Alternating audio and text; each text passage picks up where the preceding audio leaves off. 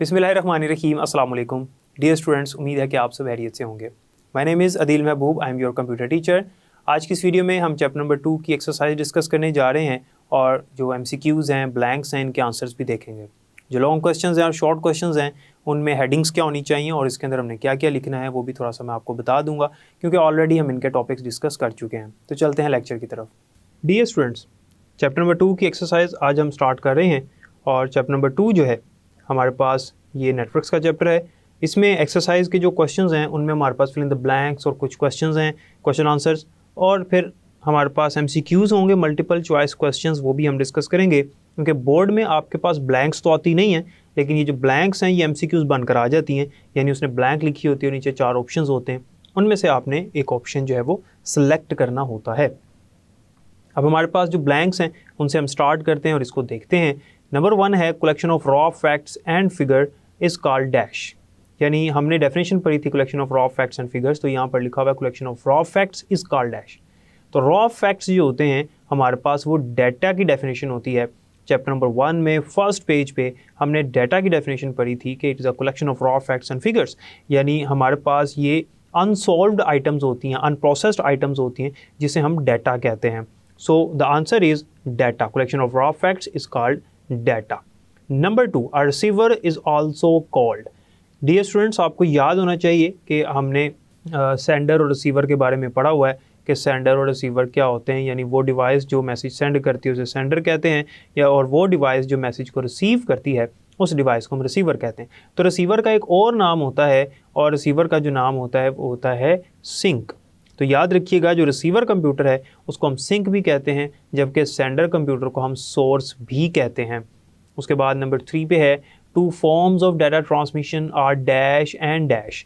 Data transmission की 2 forms हैं और ये कौन कौन सी होती हैं, सीरियल और पैरेलल।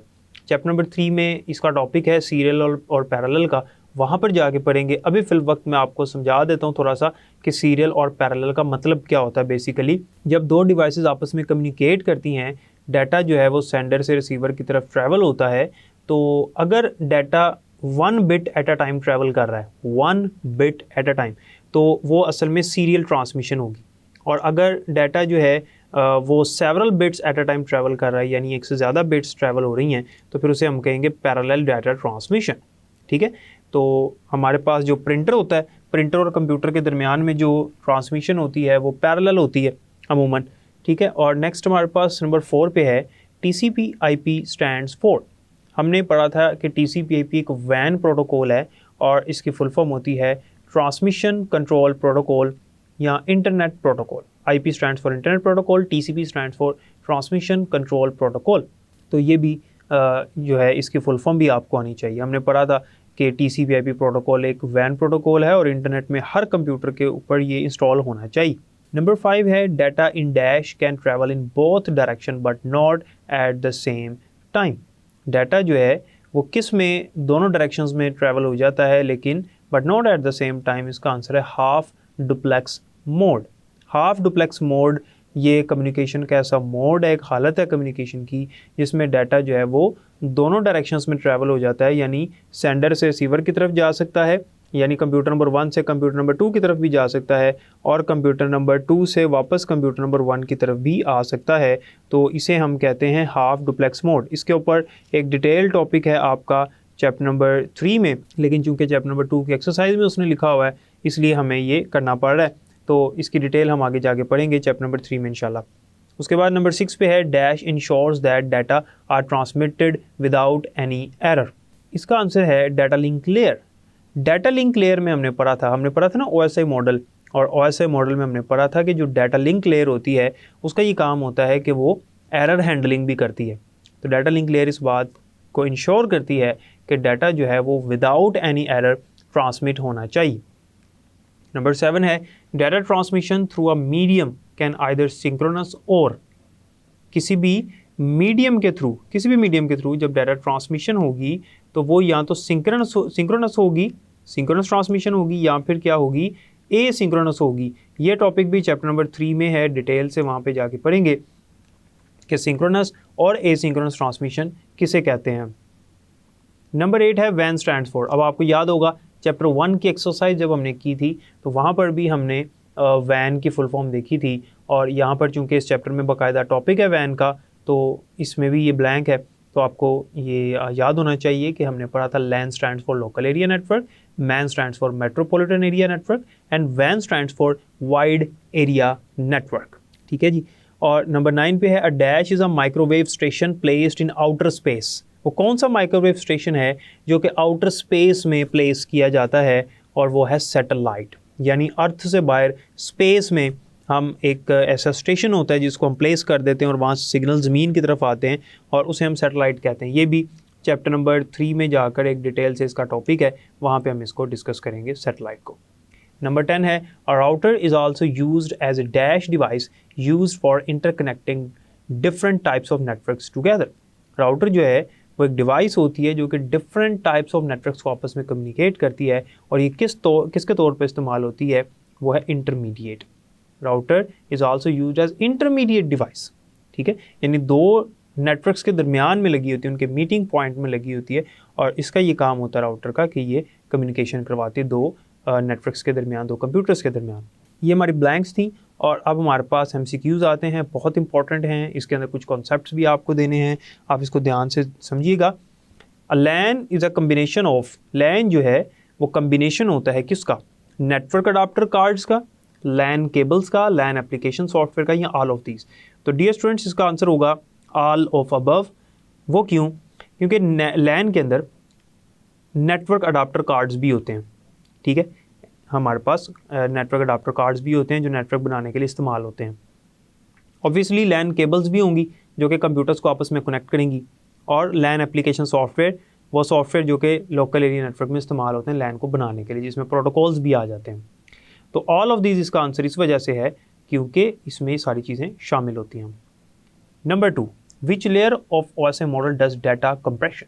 आपको याद होना चाहिए हमने प्रेजेंटेशन लेयर के 4 काम पढ़े थे। कौन कौन से? हमने पढ़ा था code conversion, data translation, compression और इंक्रिप्शन। तो उनमें एक कंप्रेशन भी है, तो इस वजह से इसका आंसर क्या होगा, presentation layer. Number 3, cabling on a linear बस topology can be extended using which of the following. हमारे पास जो बस टोपोलॉजी होती है उसमें जो सेंट्रल बस है, वायर है, उसको हम एक्सटेंड कर सकते हैं, बढ़ा सकते हैं with the help of barrel connector. Barrel connector जो है ये हम लगाकर उस केबल के एक एंड पे हम एक और केबल अटैच कर सकते हैं, और जो बस होती है हमारी, जो लीनियर बस है, जो सेंट्रल वायर है, उसको हम बढ़ा सकते हैं, उसको एक्सटेंड कर सकते हैं, and more computers can be added in the network.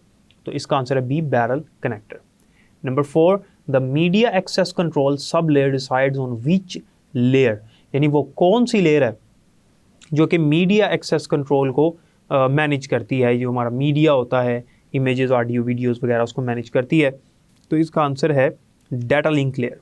Data link, ये बात बुक में वैसे लिखी तो नहीं हुई, लेकिन चूंकि MCQ है तो आपको याद होना चाहिए कि डाटा लिंक लेयर जो है ये मीडिया एक्सेस कंट्रोल के लिए इस्तेमाल होती है, और ये हमारे पास सब लेयर है, इसलिए इसका आंसर डाटा लिंक लेयर है। नंबर 5 है FDDI इज़ ए। FDDI है क्या? ये एक स्टैंडर्ड है, ये एक नेटवर्क प्रोटोकॉल है जो कि फास्ट प्रोटोकॉल है, और इसमें फाइबर ऑप्टिक केबल भी इस्तेमाल होती है फास्ट कम्युनिकेशन के लिए। तो ये इस्तेमाल होता है स्टैंडर्ड रिंग नेटवर्क में। ठीक है, ये रिंग नेटवर्क में इस्तेमाल होता है, ये आपने याद रखना है, FDDI is a ring network. Number 6 है how many pairs of computers can simultaneously communicate on Ethernet LAN. अगर हमने ईथरनेट लैन बनाया हो तो उसमें एक टाइम पे, साइमल्टेनियसली का मतलब है एट द सेम टाइम, एक ही टाइम पे कितने कंप्यूटर के पेयर्स आपस में कम्युनिकेशन कर सकते हैं, आपस में रब्ता कर सकते हैं। तो इसका आंसर है मल्टीपल। कई कंप्यूटर्स आपस में एट द सेम टाइम रब्ता कर सकते हैं ईथरनेट लैन में। ठीक हो गया। नंबर 7 है वन और more computers connected to a hub computer is A. हमने टोपोलॉजीज़ पढ़ी हैं, और उनमें स्टार टोपोलॉजी में हमने पढ़ा था कि जितने भी कंप्यूटर्स हैं वो कनेक्ट होते हैं सेंट्रल हब के साथ या स्विच के साथ। तो हब या स्विच के साथ जो कंप्यूटर्स कनेक्टेड होते हैं, फिर ये जो नेटवर्क बनता है इसे हम क्या कहते हैं, स्टार नेटवर्क कहते हैं। ठीक हो गया। Number 8, project 802 define standards for which layer of OSI model. Project 802 define standard, ये ऐसा स्टैंडर्ड है जो किस OSI मॉडल की लेयर में डिफाइन होता है। तो इसका आंसर है physical and data link layer, B option. Physical और डाटा लिंक लेयर जो होती है ये सबसे लास्ट वाली लेयर्स होती है ना, नंबर 6 पे होती है डाटा लिंक लेयर और नंबर 7 पे होती है फिजिकल लेयर। इन दोनों पे प्रोजेक्ट 802 स्टैंडर्ड जो है वो चल रहा होता है, ठीक है, तो ये भी आपको याद होना चाहिए। Number 9, terminal is a device to give power supply to computer. Terminal जो है ये पावर सप्लाई नहीं प्रोवाइड करता। Point at which data enter और लीव्स द कंप्यूटर, वो पॉइंट जिससे डाटा कंप्यूटर में एंटर होता है या लीव होता है, ये भी नहीं है। वो पॉइंट जिससे कंप्यूटर में डाटा एंटर और लीव होता है वो तो पोर्ट होती है, पोर्ट के जरिए से। The last instruction in the program, program की लास्ट इंस्ट्रक्शन नहीं, ये भी नहीं है। तो टर्मिनल का आंसर है एनी इनपुट और आउटपुट डिवाइस, एनी इनपुट और आउटपुट डिवाइस। तो इसका डी ऑप्शन है। टर्मिनल कहते हैं इनपुट आउटपुट डिवाइस को जो कंप्यूटर के साथ अटैच होती है, यानी वो डिवाइस जिसके जरिए से हम कंप्यूटर को कंट्रोल कर रहे हैं, डाटा एंटर कर रहे हैं और डाटा रिसीव कर रहे हैं, तो उसे हम टर्मिनल कहते हैं। नंबर 10 है software to pursue the internet. Internet use करने के लिए कौन सा सॉफ्टवेयर इस्तेमाल हम करते हैं? ब्राउज़र इस्तेमाल करते हैं, वेब ब्राउज़र या इसे हम इंटरनेट ब्राउज़र भी कहते हैं। So the answer is C, web browser is a software that use for the internet. और नेक्स्ट हमारे पास क्वेश्चन आंसर्स हैं। हमने ब्लैंक्स और MCQs डिस्कस कर लिए हैं। क्वेश्चन आंसर्स में हमारे पास फर्स्ट क्वेश्चन है, what is the difference between LAN and वैन। लैन और वैन में क्या फ़र्क है? डियर स्टूडेंट्स, ये एक लॉन्ग क्वेश्चन है, आपकी बुक में मेंशन है, और इसमें लैन और वैन क्या होते हैं।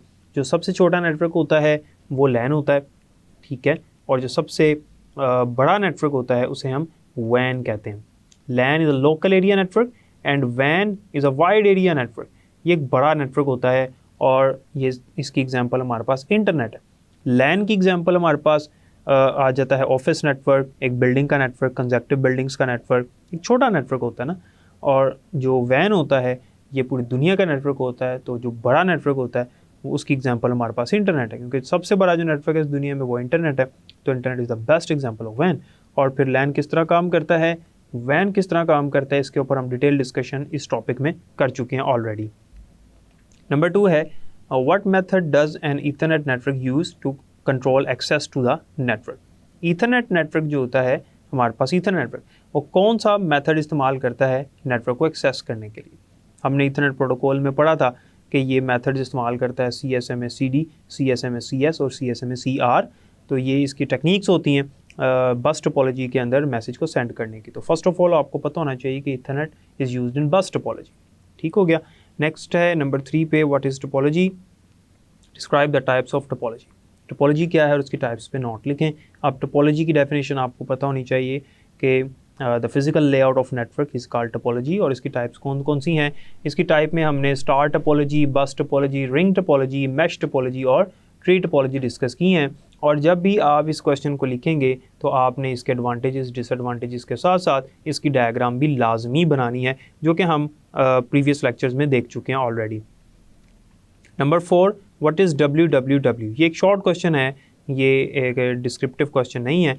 WWW की फुल फॉर्म होती है world wide web and it is a collection of millions और billions of web pages stored on the internet. Internet पे जो billions of pages, web pages या वेबसाइट स्टोर होती हैं वो WWW पे स्टोर होती हैं। नंबर 5 है describe the OSI model and types of layers of OSI model. OSI model और इसकी टाइप्स पे नोट लिखना है, चूँकि ये एक डिटेल लॉन्ग क्वेश्चन है और इसमें हमने 7 लेयर्स पढ़ी थी, जिसमें सबसे पहले हमने एप्लीकेशन लेयर, उसके बाद हमने प्रेजेंटेशन लेयर, फिर session layer, transport layer, network layer, data link layer and then physical layer. तो ये 7 लेयर्स थी जो हमने इसके अंदर डिस्कस की थी। ये सारी आपको याद होनी चाहिए और इसमें आपने ये लिखना है। नंबर 6 है difference between intranet and extranet. Students, intranet और एक्स्ट्रानेट में डिफरेंस आपने लिखना है। और आपको याद होगा कि हमने पढ़ा था कि एक प्राइवेटली सिक्योर्ड जो नेटवर्क होता है उसे, जो एक कंपनी का होता है, उसे हम इंट्रानेट कहते हैं। और एक्स्ट्रानेट जो है वो 2 या 2 से ज़्यादा इंट्रानेट्स को मिला के हम एक बड़ा नेटवर्क बनाते हैं, उसे हम एक्स्ट्रानेट कहते हैं, ठीक है। तो ये इसकी डिटेल भी आपने इसके अंदर मेंशन करनी है। नंबर 7 है difference between FTP and HTTP। FTP और HTTP 2 प्रोटोकॉल्स हैं। FTP चूँकि हम पढ़ चुके हैं इस चैप्टर में, फाइल्स ट्रांसफ़र प्रोटोकॉल, ये फाइल्स को ट्रांसफ़र करने के लिए इस्तेमाल होता है, यानी इंटरनेट का प्रोटोकॉल है ये, यानी अपलोडिंग और डाउनलोडिंग के लिए इस्तेमाल होता है। याद रखिएगा, इंटरनेट में जब हम फाइल्स ट्रांसफ़र करते हैं तो यहाँ तो अपलोड कर रहे होते हैं या डाउनलोड कर रहे होते हैं। और HTTP जो होता है इसकी फुल फॉर्म होती है हाइपर टेक्स्ट ट्रांसफ़र प्रोटोकॉल। और ये जो प्रोटोकॉल है ये वेबसाइट्स और वेब पेजेस को एक्सेस करने के लिए इस्तेमाल होता है। इसके बगैर कोई भी वेबसाइट या वेब पेज एक्सेस नहीं हो सकता। और याद रखिएगा ये दोनों इंटरनेट के प्रोटोकॉल हैं, दोनों वैन प्रोटोकॉल हैं, जैसे TCP/IP एक वैन प्रोटोकॉल हमने पढ़ा। नंबर 8 है define the gateway and router. Gateway एक ऐसी डिवाइस है जो कि डिफरेंट टाइप्स ऑफ नेटवर्क्स को आपस में जोड़ती है, और राउटर जो है वो एक बड़ी डिवाइस है, बड़े पैमाने पर इस्तेमाल होती है, ये भी नेटवर्क्स को आपस में कनेक्ट करती है। नंबर 9 है define the term operating system in your on words. ये चैप्टर 1 में भी क्वेश्चन था, वहाँ भी हमने डिस्कस किया था, यहाँ पे फिर आ गया है। मैं फिर थोड़ा सा बता देता हूँ कि operating system is a kind of system software which is use to control and manage the hardware components of the computer system. हमारे कंप्यूटर सिस्टम के हार्डवेयर कंपोनेंट्स को मैनेज या कंट्रोल करने के लिए ये ऑपरेटिंग सिस्टम इस्तेमाल किया जाता है।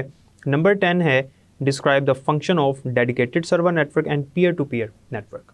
डेडिकेटेड सर्वर नेटवर्क को हम क्लाइंट सर्वर नेटवर्क भी कहते हैं, जिसमें एक सर्वर होता है और बाकी क्लाइंट कंप्यूटर्स होते हैं जो सर्वर की सर्विसेज को अवेल कर रहे होते हैं।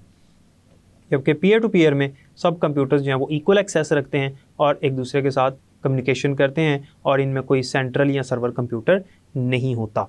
उम्मीद है कि इस चीज़ की जो मैंने आपको इन दोनों का डिफरेंस बताया उसकी समझ आ गई होगी, और बाकी इंशाल्लाह जो है वो हम चैप्टर नंबर 3 आगे स्टार्ट करेंगे।